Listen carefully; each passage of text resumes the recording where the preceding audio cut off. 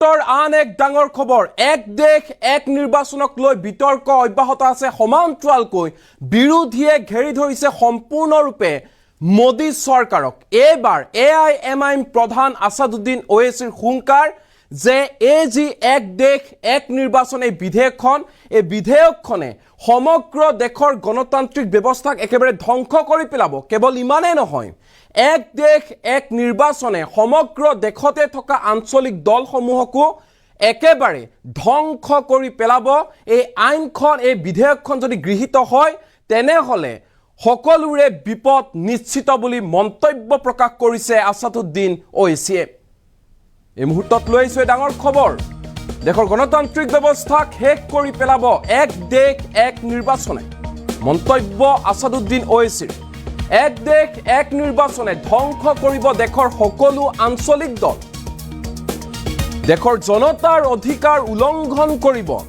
এক দেশ এক নিৰ্বাচনে সংবিধানে দিয়া মৌলিক অধিকাৰ হনন কৰিবলৈ ওলাইছে বিজেপি চৰকাৰে এক দেশ এক নিৰ্বাচনৰ বিৰোধিতাৰে সদনত উদাত্ত ভাষণ প্ৰদান এআইএমআইএম প্ৰধান আসাদুদ্দিন ওৱেইছিৰ দেশত প্ৰেসিডেন্সিয়েল ডেমক্ৰেসি আনিবলৈ চেষ্টা কৰা হৈছে ভয়ংকৰ ষড়যন্ত্ৰত লিপ্ত হৈছে বিজেপি চৰকাৰ ৰাজ্যৰ পৰা বিধানসভা নিৰ্বাচনৰ অধিকাৰ কাঢ়ি আনিব বিচাৰিছে কেন্দ্ৰীয় চৰকাৰ যাৰ জৰিয়তে আঞ্চলিক দলসমূহক শেষ কৰি পেলাব বিচাৰিছে একপক্ষীয়ভাৱে আৰু অহংকাৰ কৰি প্ৰভাৱশালী নেতাই আনিছে এই বিধেয়কখন দেশৰ গণতান্ত্ৰিক ব্যৱস্থাক শেষ কৰি পেলাব এক দেশ এক নিৰ্বাচনে এনেধৰণে সদনত উদাত্ত ভাষণ প্ৰদান কৰিলে এআইএমআইএম প্ৰধান আসাদুদ্দিন ওৱেইছিয়ে আমি আকৌ কৈছো যেহেতু লোকসভাত ইতিমধ্যে গৃহীত হৈছে এক দেশ এক নিৰ্বাচন এই বিধেয়কখন এটা ৰাজ্যসভাত বাকি আছে যদি এই ৰাজ্যসভাত এই বিধেয়কখন বিলখন যদি পাছ হয় গৃহীত হয় তেনেহলে আইনলৈ পৰিণত হ'ব কিন্তু বিৰোধীয়ে বৰ্তমান সময়ত এক প্ৰকাৰ মোদী চৰকাৰৰ বিৰুদ্ধে হৰপ হৈছে মোদী চৰকাৰক ঘেৰি ধৰিছে বিশেষকৈ আসাদুদ্দিন ওৱেইছিৰ ফালৰ পৰা স্পষ্ট ৰূপত কৈ দিয়া হৈছে এক দেশ এক নিৰ্বাচন এই যদি বিধেয়কখন গৃহীত হয় তেনেহলে দেশৰ গণতান্ত্ৰিক ব্যৱস্থাৰ প্ৰতি ভাবুকি আহি পৰিব দেশৰ গণতন্ত্ৰ ধ্বংস কৰি পেলাব দেশৰ যিবোৰ আঞ্চলিক দল আছে সেই আঞ্চলিক দলসমূহকো একেবাৰে খতম কৰি পেলাব শেষ কৰি পেলাব এক দেশ এক নিৰ্বাচনে এই মুহূৰ্তত আসাদুদ্দিন ওৱেইছিৰ ভাষণৰ কিয়দাংশ আমাৰ লগত আছে সদনত কি কৈছে মন দি শুনক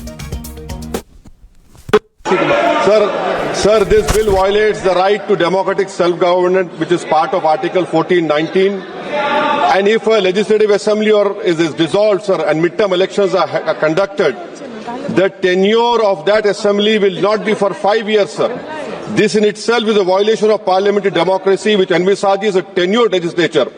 Sir, constitutional scheme makes it clear that once elections are conducted, the House should have a right to function for next 5 years. This is a violation of basic structure. That such a provision is being done for administrative convenience, not for constitutional purpose. Sir, the principle of federalism means that states are not mere appendages of the center. States are not dependent on the union for the existence. This is the violation of federalism, sir. Sir, in conclusion, Parliament is not competent to make any law that violates fundamental rights or the basis of the Constitution, sir. This bill indirectly introduced a presidential style of democracy. This bill is based on maximizing political gain and convenience. This bill will finish off regional parties. This bill is only brought in to massage the ego of the supreme leader. Thank you, sir. Oppose this bill. Sir, this bill violates the right to democratic self-government, which is part of Article 1419. And if a legislative assembly is dissolved, sir, and midterm elections are conducted, the tenure of that assembly will not be for 5 years, sir. This in itself is a violation of parliamentary democracy, which envisages a tenured legislature. Sir, constitutional scheme makes it clear that once elections are conducted, the House should have a right to function for next 5 years. This is a violation of basic structure. That such a provision is being done for administrative convenience, not for constitutional purpose. Sir, the principle of federalism means that states are not mere appendages of the center. States are not dependent on the union for the existence. This is the violation of federalism, sir. Sir, in conclusion, Parliament is not competent to make any law that violates fundamental rights or the basis of the Constitution, sir. This bill indirectly introduced a presidential style of democracy. This bill is based on maximizing political gain and convenience. This bill will finish off regional parties. This bill is only brought in to massage the ego of the Supreme Leader. Thank you, sir. I oppose this bill.